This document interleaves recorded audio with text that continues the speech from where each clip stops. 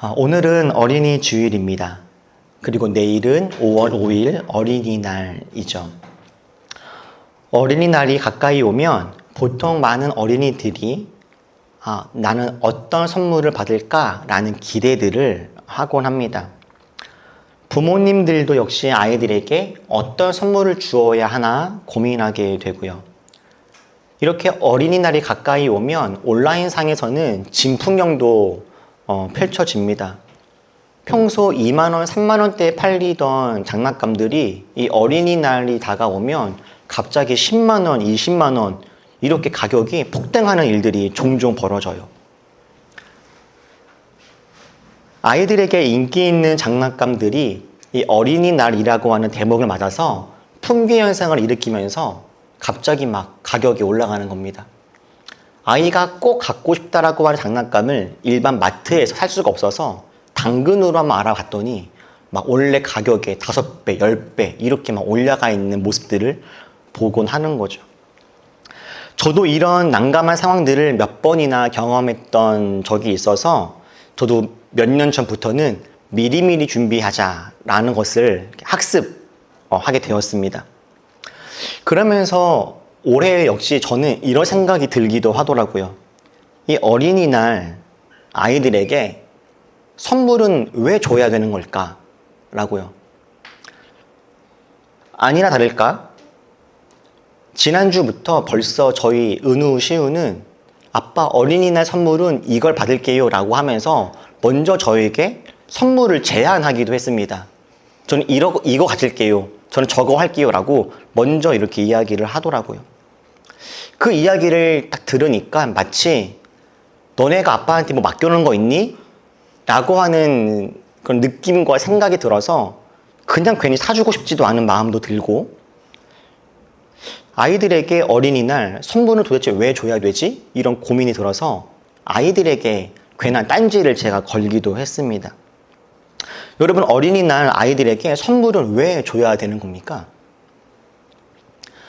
각 나라마다 어린이들을 이렇게 생각하는 어린이날들이 있는데요. 우리나라의 어린이날은 1920년 일제강점기 시대에 방정환 선생님을 중심으로 시작이 되었습니다. 옛날부터 어린이들은 어른들에게 존중받지 못하는 경우들이 많았죠. 사람이 노동력과 생산력이 있어야 인정받던 시대, 사람이 어떤 쓸모로 평가되던 그 시기에 노동할 수 없고 생산성도 없는 우리 아이들은 사람으로 잘 존중받지 못했습니다. 보통 어른들은 아이들을 아직 불완전한 존재라고 생각했습니다. 완벽하지 않은 존재, 아직 인간이 덜 된 존재라고 생각을 했어요. 미성숙한 존재, 해줘야 할 것은 많은데 본인 스스로 할 수 있는 건 별로 없는, 쓸모없는 존재를 아이들이라고 여겼던 그런 야만의 시대가 있었습니다. 그런데 어린이날은 우리에게 이렇게 말합니다. 어린이들은 존중받아야 할 인격체이며 있는 그대로 사랑받을 만한 자격이 있다라고요. 우리 어린이들은요, 존중받아 마땅한 인격체이며 이 모습 그대로 사랑받을 자격이 있는 존재다라고 어린이날은 우리들에게 이야기해주고 있어요. 방정환 선생님 그리고 우리 모두가 어린이날을 통해서 전달하고 싶은, 아이들에게 알려주고 싶은, 그리고 우리 모두가 함께 되새기고 싶은 그 마음은, 아이들은 생각과 감정과 그 의견을 존중받아야 하는 사람이다 라는 거예요. 우리 아이들은 생존, 보호, 교육, 표현 등의 권리가 보장되어야 한다라는 겁니다. 뿐만 아니라 건강하고 안전하게 자랄 수 있는 환경이 조성되어져야 하는 것이고, 우리 모두가 함께 아이들을 돌봐야 한다라는 것을 우리는 다시 한번 기억하는 그런 날이 어린이날이기도 합니다. 어린이날만 이런 것이 아니라 아이들은 이렇게 인격이 존중받아야 되고 권리가 보장받아야 하며 행복하게 성장해야 되고 가정과 사회 모두가 함께 책임감을 가지고 아이들을 돌봐야 한다라고 하는 것을 우리 모두가 다 기억해야 하는 거죠. 정말 그렇습니다. 우리 아이들의 인격은요, 존중받아야 합니다. 아무리 어린아이들일지라도 다 생각이 있고 감정이 있고요, 자기만의 의지가 있습니다. 제가 아까 우리 이도를 안았더니 이도가 울더라고요. 무슨 마음입니까? 나는 저 사람 싫어요 라고 하는 생각, 나는 지금 이 상황이 마음에 안 들어요 라고 감정, 탈출하고 싶어요 라고 하는 의지이죠. 그러면은 제가 이도를 안고 있을 때 이도가 막 울었는데, 그럼 어떻게 해야 됩니까? 얼른 이도를 어머니에게나 아버지에게 돌려줘야겠죠. 우리 아이가 편안해질 수 있도록. 아이가 뭘 몰라서 우는 것이 아니라 다 느끼고 생각하고 감정과 의지가 있는 존재여서 우리 이도의 눈물을 우리는 존중해 줘야 합니다. 부모들이, 우리 어른들이 어린이날을 맞아서 아이들에게 선물을 준다라고 한다면 그것은 아마 이 마음을 전달해주고 싶기 때문이 아닐까 싶습니다. 너는 특별하고 있는 모습 그대로 사랑스러운 존재야 라는 거요. 이 마음을 알려주기 위한 방식으로 아이들에게 선물을 주는 것 아니겠습니까? 너는 보호받아야 마땅하고 존중받아야 하며 행복하고 안전하게 자라갈 존귀한 사람이야 라는 거 하는 것을 우리가 말로, 선물로, 웃음으로, 포옹으로, 다양한 모습으로 아이들에게 전달해 주고 싶은 것이겠죠. 그런데 문득 이런 생각도 들어요. 사랑과 존중, 보호를 받아야 할 이 어린이는 몇 살까지인가 말이죠. 언제까지 사랑과 존중과 보호를 받아야 할까라고요. 여러분들 우리 어린이들에게 몇 살까지 선물을 주시겠습니까? 지호에게 언제까지 선물을 주실 건가요? 중학생인데? 우리는 언제까지 은우에게 선물을 줄 겁니까? 누가복음 15장, 오늘 우리가 함께 읽었던 본문에 보면 아버지의 재산을 다 팔아먹고 인생의 밑바닥에서 고통 중에 있다가 다시 아버지께 돌아와 회복을 누리는 그 탕자의 이야기가 나오는데요. 저희가 오늘 읽었던 말씀은 그 탕자 이야기 뒤에 나오는 이야기입니다. 이 이야기에는요, 사실 총 3명의 사람이 나옵니다. 탕자, 아버지, 그리고 탕자의 형, 이 아버지의 장남, 이렇게 3명의 등장인물이 나와요. 이 아버지에게는 2명의 아들이 있었던 것이죠. 재산을 다 팔아먹고 집 나간 철없는 탕자, 그리고 언제나 묵묵하게 아버지 곁을 지키면서 맡겨진 일들을 열심히 감당하고 성실하게 살아가는 장남, 큰아들. 이 큰아들은요, 언제나 아버지 곁에서 묵묵하게 아버지의 일들을 도우면서 자신이 해야 되는 일들을 성실하게 감당했습니다. 말썽도 한번 부리지 않았고요. 언제나 아버지가 원하시는 것이 무엇인지를 가만히 살펴보다가 이 큰아들은 아버지의 기쁨이 되기 위해서 최선을 다해서 그렇게 살아갔었습니다. 아버지 입장에서는 참 착한 아들이고 말 잘 듣는, 걱정할 것이 없는 그런 든든한 장남이었던 것이죠. 그런데 이 큰아들이요, 자기 동생이 인생의 밑바닥에서 겨우 살아 돌아와서 다시금 아버지의 사랑과 보호를 받게 되었을 바로 그때 뜻밖의 반응을 보냅니다. 뭐라 그랬대요? 큰아들이 화가 났다라고 합니다. 큰아들은요, 동생이 아버지 재산을 다 팔아서 쓰고 가장 인생에 힘이 들고 어려운 시간들을 보내다가 겨우겨우 목숨을 부지해 살아 돌아왔는 바로 이 상황에 아버지가 그 자기 동생을 다시금 품어주시고 안아주시고 사랑하고 보호해 주시니 그것이 다행이고 잘 됐다라고 여기는 것이 아니라 그 모습이 화가 났다고 합니다. 큰아들은 다시금 집으로 돌아온 막나니 동생을 아버지가 용서하실 뿐만 아니라 송아지를 잡고 잔치를 벌이시는 그 모습이 너무 싫고 심지어 억울하기까지 했습니다. 큰아들이 화가 난 이유는 이렇습니다. 자신은 지금까지 아버지를 잘 섬겼어요.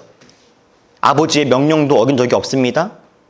그러면서 이 아들이 기대했던 것이 한 가지가 있었던 거예요. 무엇입니까?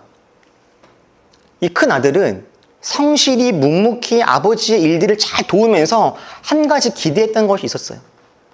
아버지의 칭찬, 그리고 아버지가 자기에게 보상해 주기를.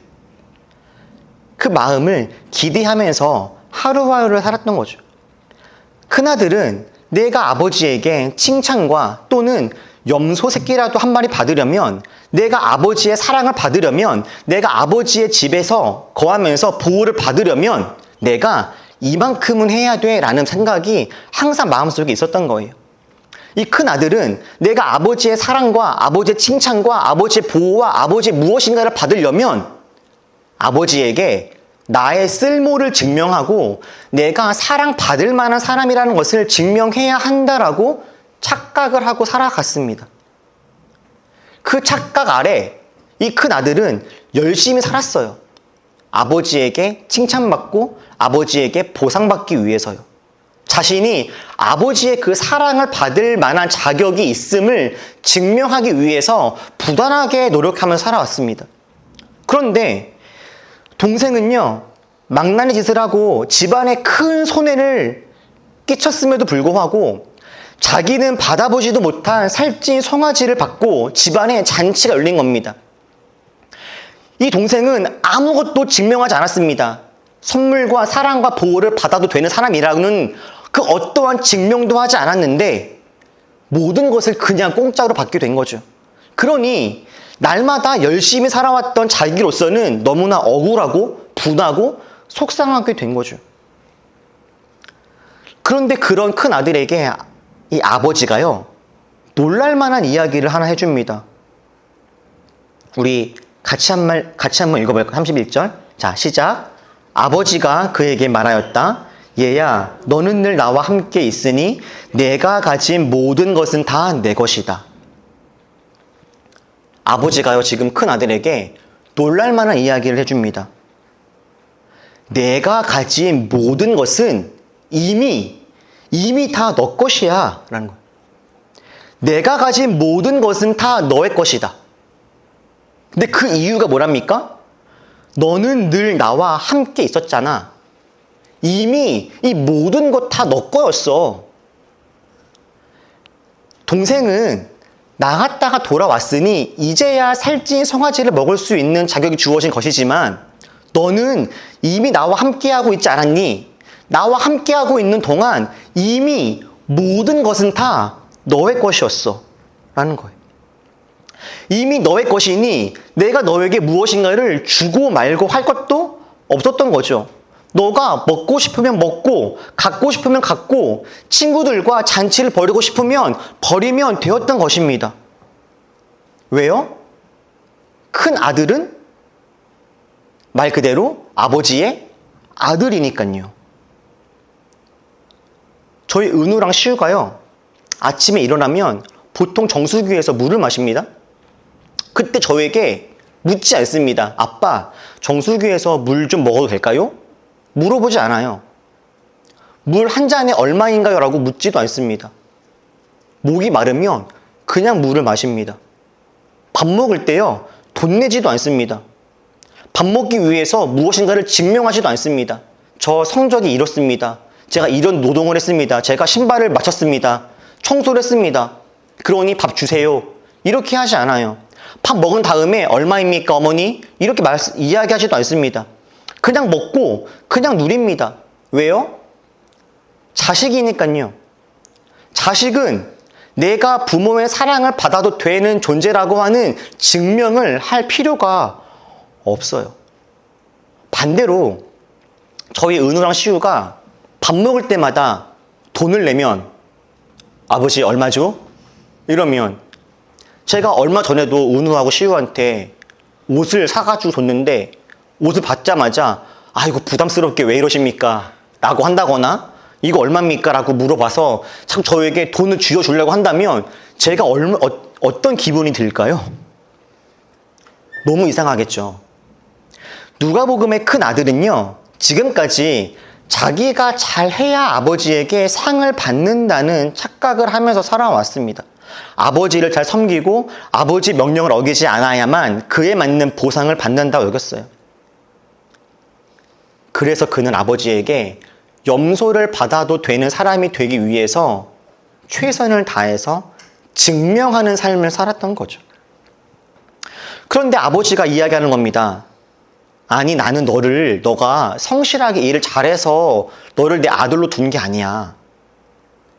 아버지는 너는 내 아들이니 이미 내 모든 것은 너의 것이었어 라고 이미 생각하고 있었던 거죠. 아동복지법에 따르면 0세부터 6세까지를 영유아라고 합니다. 나라에서는 이 아이들을 유치원과 어린이집 대상이라고 정해놨습니다. 만 7세부터 만 12세까지는 어린이이죠. 이 어린이들은 초등학교에서 이렇게 함께 교육을 받을 수 있는 자격과 의무가 생깁니다. 13세부터 17세까지는 청소년이라고 부릅니다. 그래서 보통 갓난 어린아이부터 한 초등학생까지를 어린이라고 하고, 중학생쯤 때 되면 보통 이제 어린이날 선물을 줘야 되나 말아야 되나 고민이 되는 거죠. 청소년이니까요. 그리고 20살 넘으면 더 이상 어린이날 선물을 주기는 조금 어려워집니다. 그런데요, 여러분, 아무리 나이를 많이 먹어도 부모에게 자식은요, 한 자식인 것 같아요.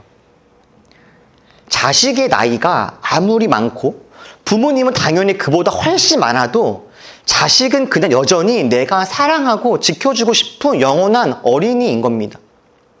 제가 올해 한국 나이로 43살이거든요. 그리고 직업적으로는 목사 아닙니까? 저희 어머니 아버지는 70세가 한참 넘으셨습니다. 그런데도 어머니하고 전화를 하면 어머니는 지금도 여전히 제 걱정이신 거예요. 교회는 잘 되니? 성도들은 잘 오니? 행복하게 지내고 있니? 그리고 요즘에도 여전히 통화하다가 마지막에는 경지가 기도 많이 해라, 기도 많이 해라, 이렇게 이야기해요. 그리고 저한테 요즘에 배 나오지 말라고, 경지가 배 나오지 말아라, 너 배 나온 것 같다, 이런 이야기 종종 하세요. 제가요, 어린애도 아니고 아들을 둘이나 낳아 키우고 이제는 불혹이 넘었는데 여전히 저희 어머니 눈에는 제가 걱정스럽고 염려가 되시는 거죠. 저희 어머니는 너 왜 예배 드릴 때 자꾸 양복 안 입고 이런 거 입냐고. 오늘 어린이날이라 어머니 제가 티를 입었습니다. 아무리 자식이 나이가 40이 되고 50이 되고 심지어 60이 되어도요, 자식은 자식인 거예요.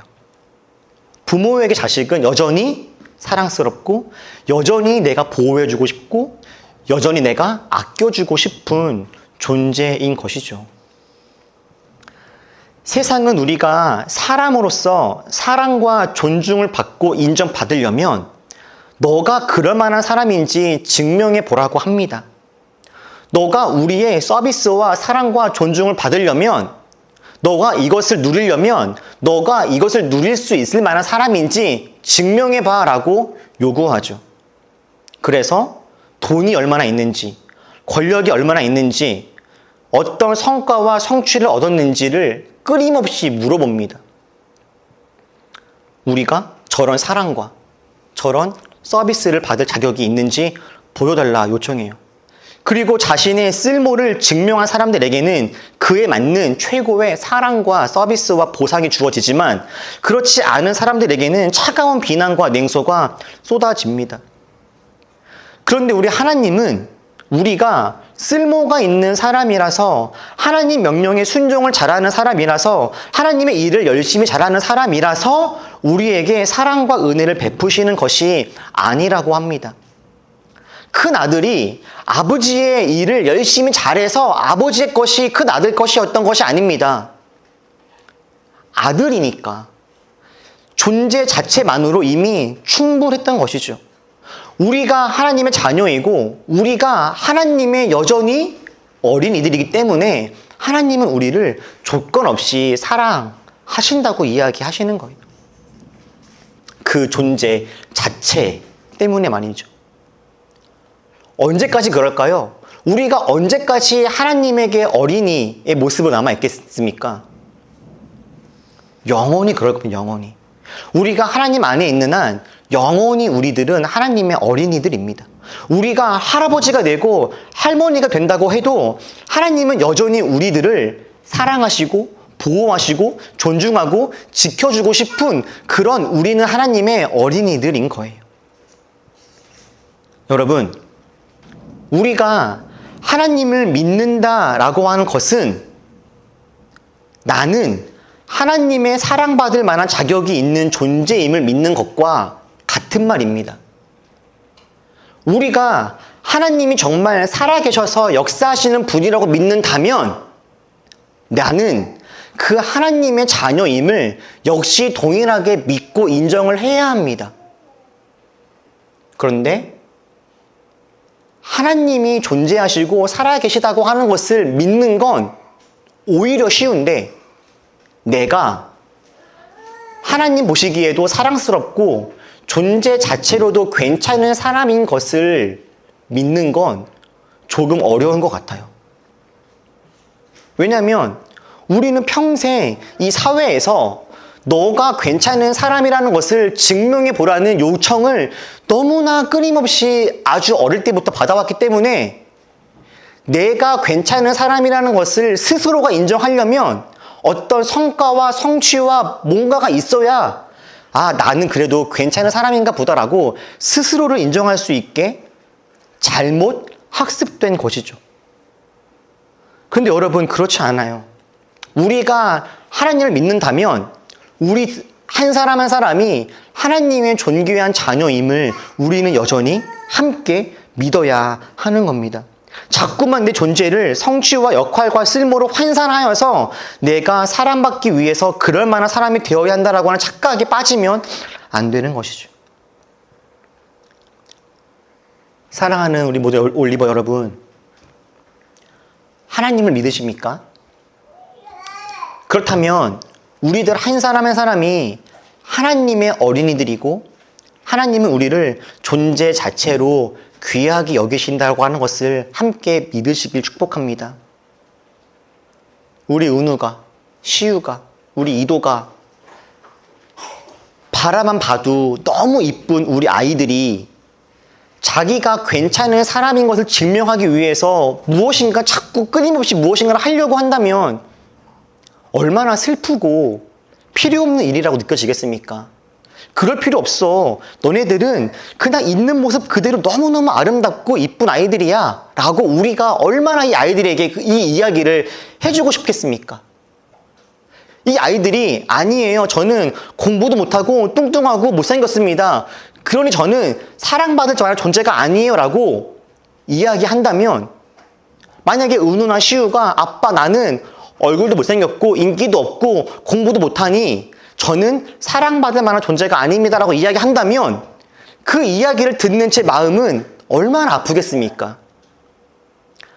어린아이들이 어린이날 축복받아야 하는 이유는 무엇인가를 잘해서가 아니라 그냥 이 아이들이 존재 자체로 귀하기 때문이잖아요. 하나님이 지금 그 이야기를 우리한테 하시는 거죠. 세상의 눈으로 자신을 평가하지 말고 여러분 하나님 말씀을 믿으십시오. 우리는 하나님의 어린이들이다. 귀하고 존귀한 사람이다. 우리가 할아버지가 되고 할머니가 되어도 저희들은 모두가 다 하나님의 어린이들입니다. 기도하겠습니다.